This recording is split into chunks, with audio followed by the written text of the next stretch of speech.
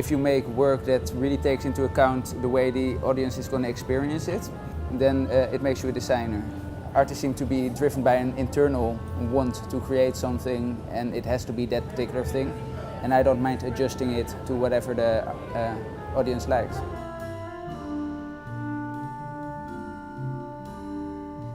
It starts with a hunch. You see like an opportunity or something where you're thinking, hey, wouldn't it be great if it was something like that? And that can come out of technology, or that can also just come out of a situation, like the work on display here.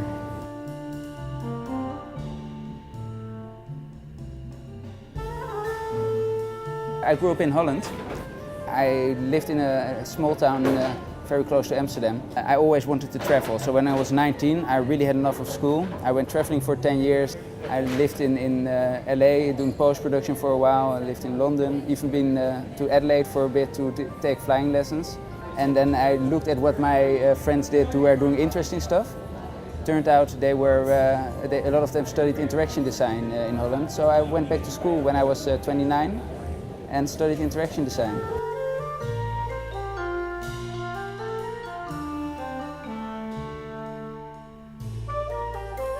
The idea behind it is that we as people like leaving parts of ourselves in our environment or imprints, and I figured maybe technology could help us out there and find some way to allow people to leave that imprint in a cave or carve their name in a tree without necessarily making a mess of the space.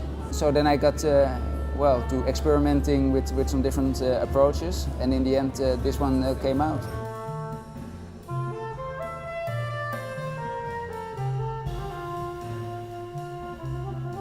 We're sort of borrowing the interaction from putting your ass in the copy machine on the office party.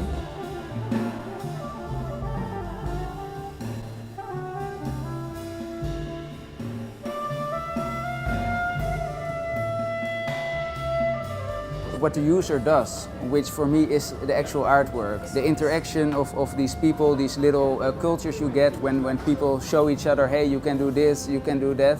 And something is happening there which is kind of layered on top of the installation itself, and you know, it brings out something in its audience, you know, which excites me. When I can see a 5-year-old kid going, "Whoa, this is funny," and then actually see, you know, adults behaving like 5-year-old kids for just that little bit, I think that's that moment that I'm after. When you can touch somebody in a way that brings out something which normally doesn't get to come out.